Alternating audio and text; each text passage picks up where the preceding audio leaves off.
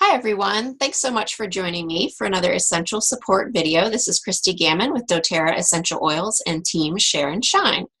While I pull up our PowerPoint that will guide our discussion today, just want to give a couple quick shout outs. Hold on one second while I find the right PowerPoint here for us. Perfect. First of all, thank you so much to Nicole Warner with Inner Wisdom Healing Center for giving me a fabulous massage this morning. Just put my day off to an amazing start. And I will include her contact information for you in the comments below. If you're local to Columbus, she's just opened her new studio in Worthington. And I just invite you to treat yourself, to go and see her and let her work her amazing magic on you. And then I also want to say thank you to Tiffany Peterson, because the content in this presentation is largely based on concepts and principles that I've learned from her. And so all bringing me to why it would be important to me on December 21st to go and have a massage 4 days before Christmas. This is how much self-care has become a priority in my life, and that's something that I want to share with each of you, and I hope it becomes more of a priority in your life as well. So let's jump in. I like to talk about what are you sharing? And a lot of people distinguish between sharing and selling. It's really important to me. That's why our team is Team Share and Shine, not Sell and Shine. I've never had to sell anything for more than 7 years of being involved with doTERRA. I share my stories and experiences with the oils. I share samples. But I don't feel a pressure to sell anyone. They make their own buying decision. And so when you go out and you're talking with friends and family and those you meet during your day, are you sharing the plain, just the products in an offering, or are you sharing a destination? So if you think about it, like, what would I love to hear about? Would I love to hear about your trip to Fiji and how you found financial freedom? Would I like to hear about your amazing journey into incredible health and wellness? I know what I would like to hear about versus buy this toothpaste for $8.50. So that's kind of the mindset that we're going for here. For me, the destination, a word that I love is vitality. And so the question then begs, do I embody that vitality? Do I embody that which I'm trying to share with other people? And that's really the essence of my essential oils journey and my business. And so let's consider the concept that everything is energy. Whether or not you're familiar with the law of attraction, I'll just break it down very simply into like attracts like. So let's just say hypothetically, you're looking for that new builder on your team, or even just a new customer who has an excitement and passion for what you're doing, who maybe would want to teach classes and enroll new members and show them the ropes. So then I would ask you, what are you doing? Are you teaching classes? Are you sharing with others? Are you enrolling people and showing them the ropes? If those are the things that you're doing, if those are the activities that you're participating in, and that's the energy that you're bringing to your business, then that's exactly what you're going to attract. And then it's hard to share amazing, positive, high vibrational energy like that if instead you're feeling overwhelmed and exhausted. So how do we change that? So the next question is, are you on the path? And that would be the path to your own self-care, investing in your own well-being. So you have to ask yourself, how committed am I? Am I perfect at this? Absolutely not. I'm not perfect at anything. But classic Tiffany Peterson quote is perfect, no, committed, yes. Maybe I didn't do everything today that I thought I was going to do. Am I committed to either change that before the end of the day or get up tomorrow with a fresh attitude and perspective toward how I'm going to approach my self-care? And then think about this. When I feel better, when I'm having a good day, how am I showing up?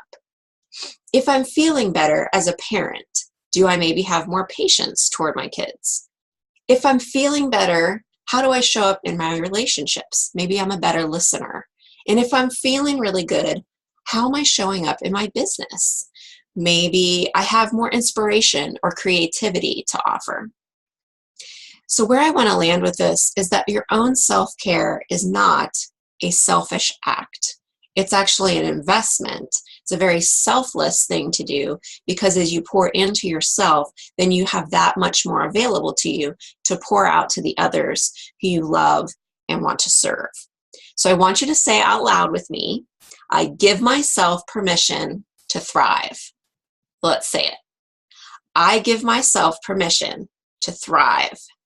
Excellent. So let's make the decision together to up-level myself. Up-level yourself. You might say at this point, and this is just classic distraction or waffling, whatever you want to call it, what gets to up-level first? Well, maybe I'll get around to the self-care after I get that closet cleaned out. Or, you know what, I really want to hit a certain rank before I worry about my own self-care. I'm in the trenches, I've just got to get this done. Or I really want to get my finances under control. I want to get rid of my debt before I even think about doing self-care. I have an invitation for you. I invite you to choose you.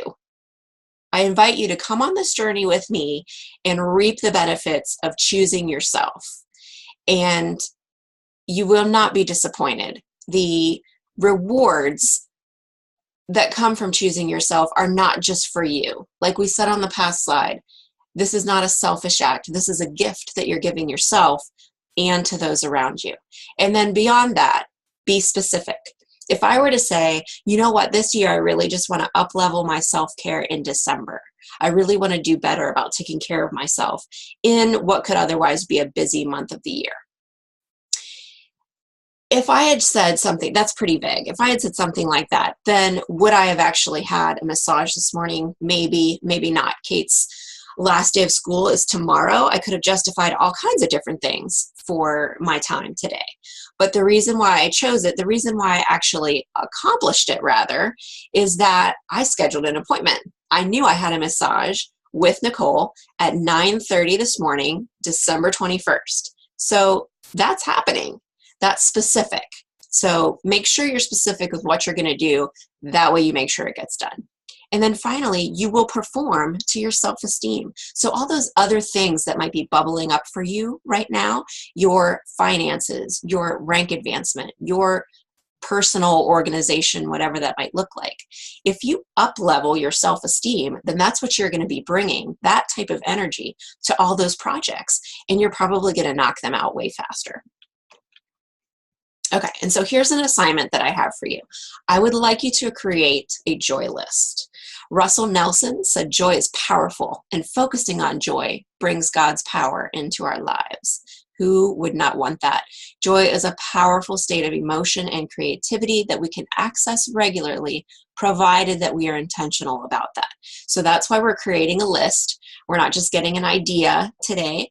We're actually going to write down and do 15 things that cost money and 15 things that don't. That way, if your budget's a little tight at the moment, you don't have to worry about the circumstances of your finances influencing your joy, or maybe taking that joy away from you. Here's a few examples. I've brainstormed some that cost money and some that don't. Feel free to pause the screen and write these down for your benefit. I also would encourage you to take 15 or 20 minutes. Get a cup of tea or whatever a soothing beverage would be for you. Get quiet, sit by yourself, grab a paper and a pen, and just ask yourself, what would bring me joy? What would really serve me well? What would be life-giving to me in this season? And just sit quietly with yourself and allow some ideas to come, and write those down, capture them. And then finally, maximize that list. Don't just sit it aside on a shelf somewhere. I want you to pull your list out at least once a day and visit those ideas, no matter what your circumstances are. So if you're having a good day, don't use the attitude, well, I'm feeling pretty good, I don't really need to do anything off my joy list today. Absolutely do something off your joy list. Help you maintain that positive flow and just keep it going. Keep yourself in that high vibrational energy. Maybe you sit down to do a project and you feel like you're kind of in a funk. Then that's the perfect time to pull out your joy list, even if it's just for a few moments. It doesn't have to be something major, but just change your scenery, maybe take a quick walk. Sometimes even going to the bathroom by yourself gives you that little boost. And for those of us who are moms like me, you understand the value in that. Just a 2-minute door closed by yourself. That could just be so powerful to allow you the time and the space to just take a deep breath, center, refocus, and then come back to that project with brand new energy, with joy.